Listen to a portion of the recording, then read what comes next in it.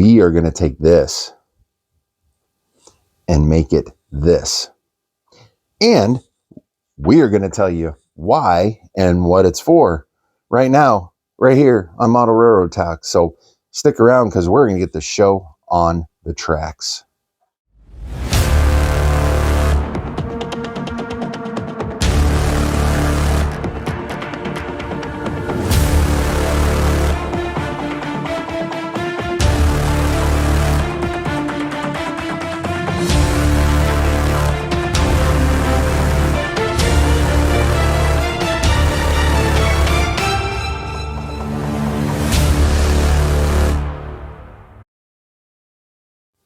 So we're going to start by showing you some of the tools that you will need to do this.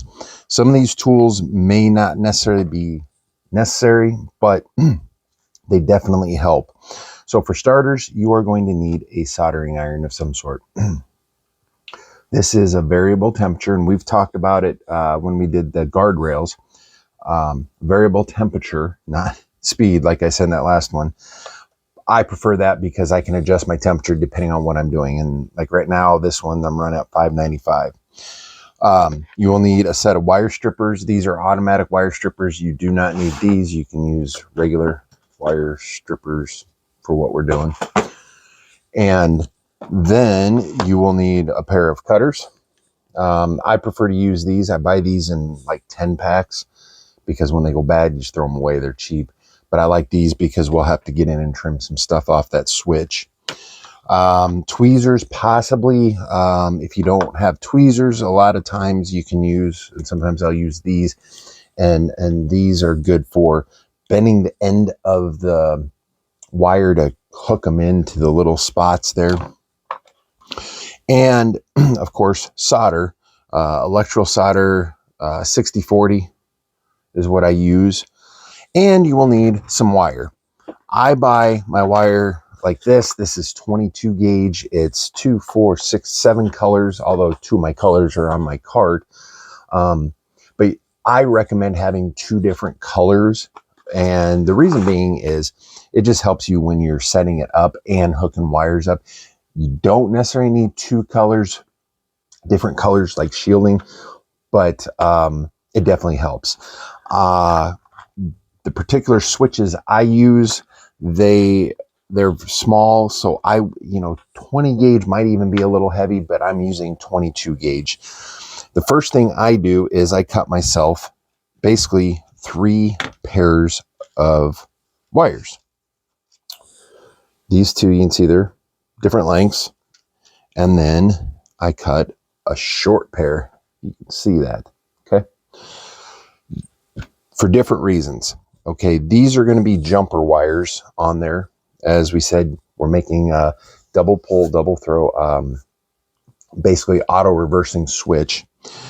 The short pair I generally put on there. I put them in the position I put them in. I generally use the short pair for the power going into the switch. And then I use the long ones for the power going out of the switch to lights, or in my case, where I use this a lot is the tortoise switch machines. So those are some of the tools I use.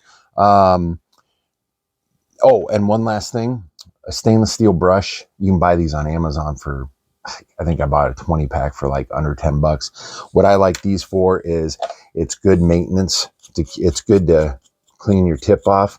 And you'd be surprised that if you're soldering and you solder a little bit and you don't use your tip for a while, and then you're fighting it because it gets all the gunk or it gets dark and stuff. These stainless steel brushes are good at keeping your tip, getting it clean.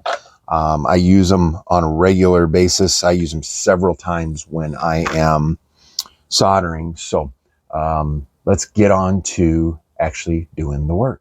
Okay, so before we get started, I need my glasses so I can see my eyeballs. Check your tip. The first thing, and this isn't a soldering lesson. Most of you know how to solder.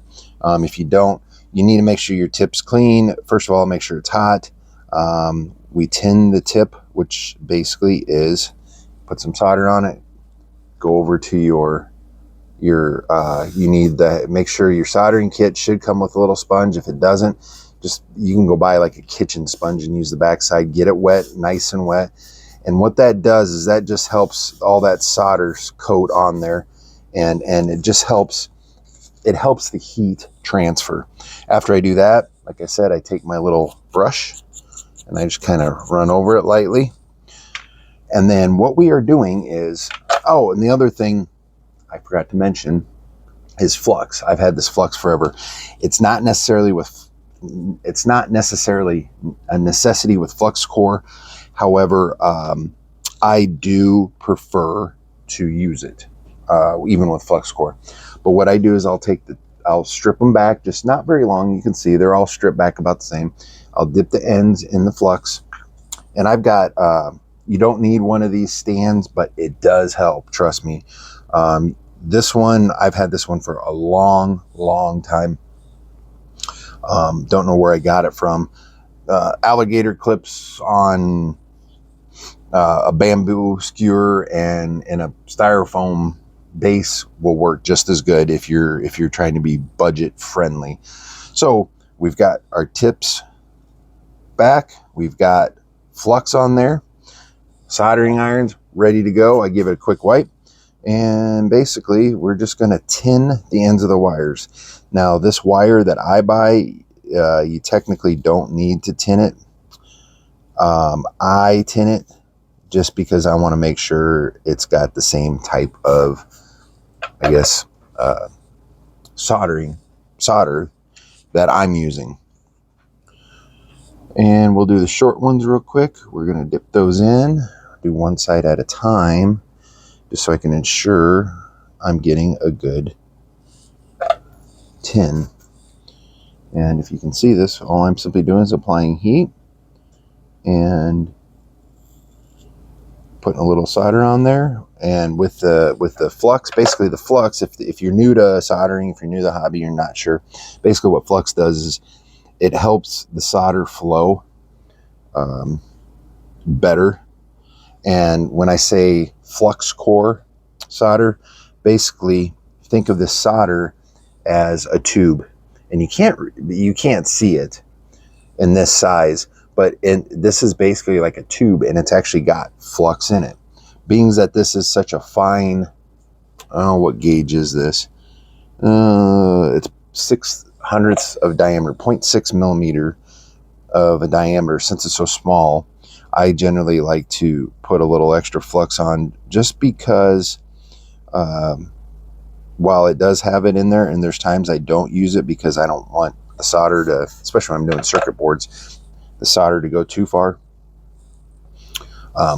It makes it easier. All right, we have all of our wires soldered, and our next step is now to prep the switch. We are on to prepping the switch. Now the switch, you will see, has, this is what's a double pole, double throw. Let's get it to focus here. Basically, you've got two sides, so there's two different contacts that are separate inside moving. So when you flip the switch, and this is just an on switch, so on position, I flip it and it's in the on position. They do have on, off, on, to where if you look right here at my programming track, I've got it switched over programming track. I go to middle, it's off. I flip it over to program, it's on. This is a double pole, double throw switch, but this one's also labeled. If you're looking for one like this, it will say on, off, on. For my tortoise switch machines, or you can actually, like we stated, you can use these for reversing loops and stuff as well. On is perfect. So basically it's this way, it's throwing the power one way, and you flip it, it flips it around. So we need to prep this.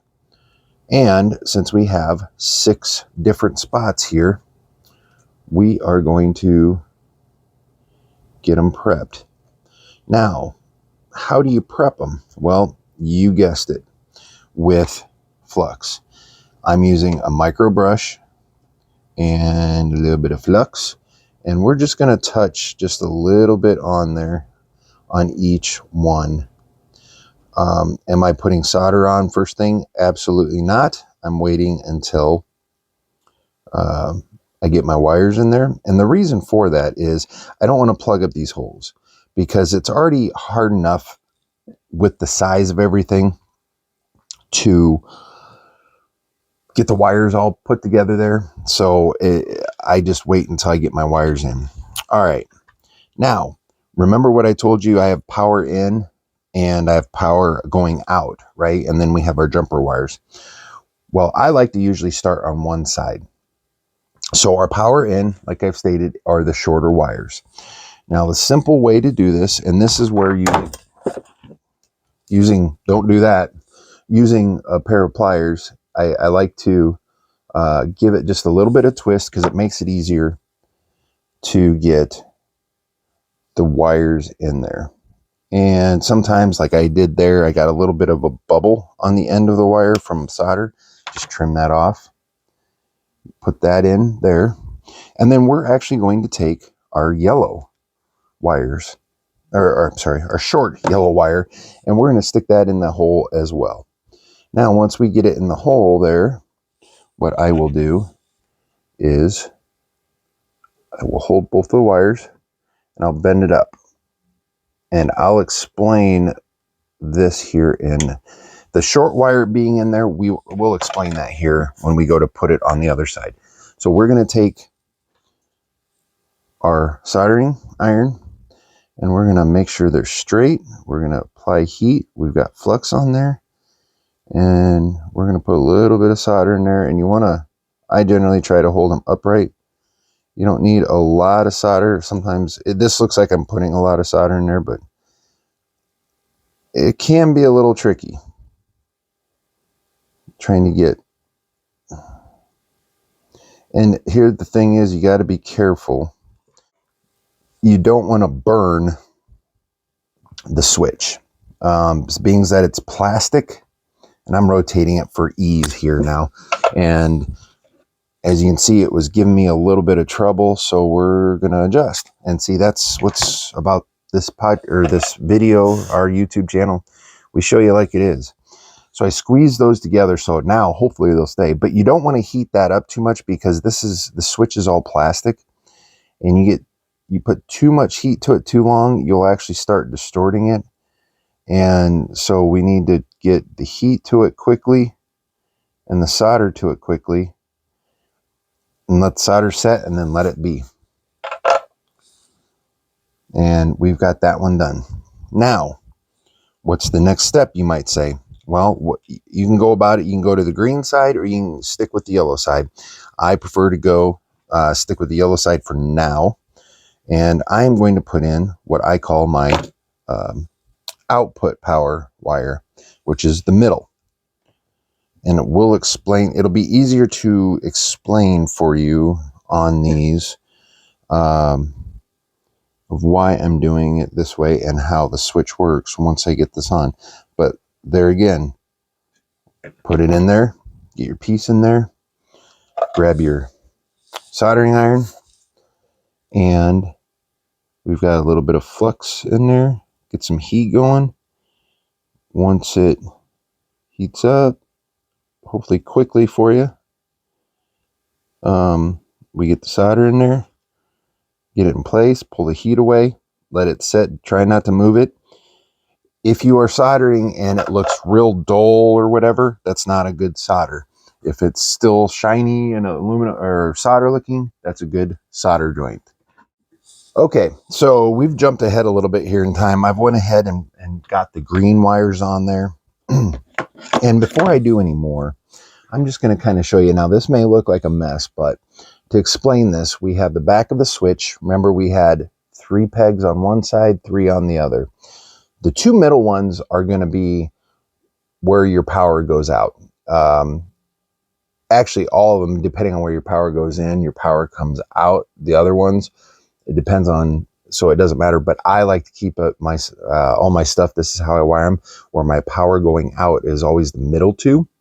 And then your power going in either can be on, in this case, there's really no top or bottom, but we're going to call this the top, or they can go in the bottom. Now, you might ask, well, how do you reverse the power, right? When you flip the switch? Well, that's where if you look at the green wire It's on the green side. It started out all green. Well, we jumped it over to the yellow side. And what we're going to do is take this yellow short one and jump it to the green side on the bottom. But before we do that, here's why you're going to want something small. You're going to want to go in there after you solder it and clip off any extra tags, tails, whatever you want to call them. So that way you've got them soldered and especially when you're using solid core wire. I prefer solid core wire versus strand wire for the reason of you don't have to worry about stray wires. But yeah, that's what I do, what I like. So what we're going to do, and this, I know this is going to be hard for you to see, but this last one, and we'll show you, see if we can, it won't let me zoom in, but this last one right here is where we're going to run this yellow. It's going to come from what we're going to call the right side and jump to the left side. And we're going to run that in there and solder that. And once we get that done, I will explain to you how this works. I'm sure most of you know, but just for those that may not know, or maybe if you're getting into the hobby and you're wanting to learn all this, it'll help you kind of understand, hopefully, what the reason for this. So what we're going to do is put just a touch on the tip. We've got flux on there. We're going to touch it there for a few seconds, let it go, not touch it for a few more seconds until it's, in a sense, I want to say dried, cool down, whatever. And then we're going to go back and clip off our tail. All right, so all completed. Yeah, it may look like a big mess, but we went from just a switch to where you put power in and it throws the same power either side, which can work if you're wanting to, say you have signals, you want to manually do them. You can put your ground in one side, power in the other, or you can control two of them at the same time. And when it's in the up position, it will be, I don't know, red. And when it's in the down position, it's green. That's how that would work in that way. But so you have to realize when you flip this switch, so right now this switch is in that position. That actually means that the power is coming out or in the set of terminals and transferring to the middle. Your middle is always going to be in some form or another in contact with either this side or this side. So when we flip the switch to that side, it's on these terminals over here, along with the middle. So basically what we need to do, or what we've just done, is we've the two middle ones, since it's the constant, it's always in contact with the middle ones. That's where, remember the longer wires that are my power that go to my switch machines? I always make that my middle because it's always in constant contact with the little sliders inside. So as we speak right now, it's in that side, right? So we would say we'd make that our power in, which is the shorter wires. Okay. Now, if like we did here, I'm going to turn it this way. The bottom, we'll say the bottom is green and the top is yellow. We put yellow power into here, green power into here. And when the switch is flipped that way, which means it's sitting over here, we're going to have yellow coming out there, power, green coming out the bottom. Now, we need to switch that. So that's where that little short wire goes from this point to over here, and the little short green wire goes from this point to up here. That way, when we flip the switch that side, it slides the sliders over here, and it basically reverses and takes the power and puts it to the middle, it just flips it. That's how Circuitron recommends it for their tortoise switch machines.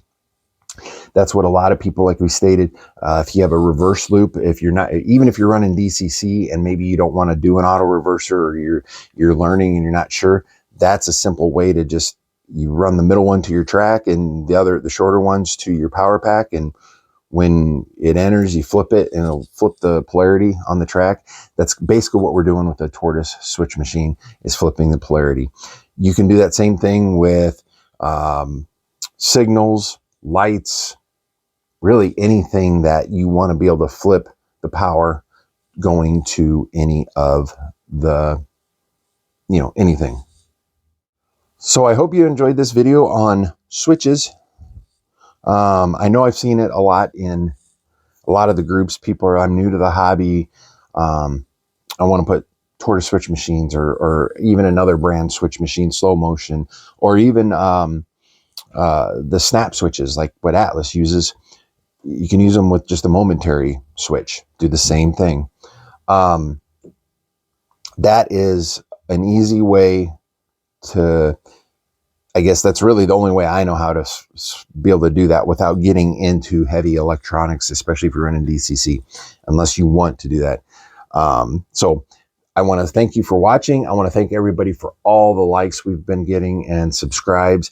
And we have started to put our audio podcast out. It comes out the same, whether it's on at the same time with the episodes like on Spotify and Amazon Music and iHeartRadio and all them, Pandora. So thank you all for listening on here on YouTube. And if you're interested in supporting us, you can head over to patreon.com/Model Railroad Talk and check out what we offer there.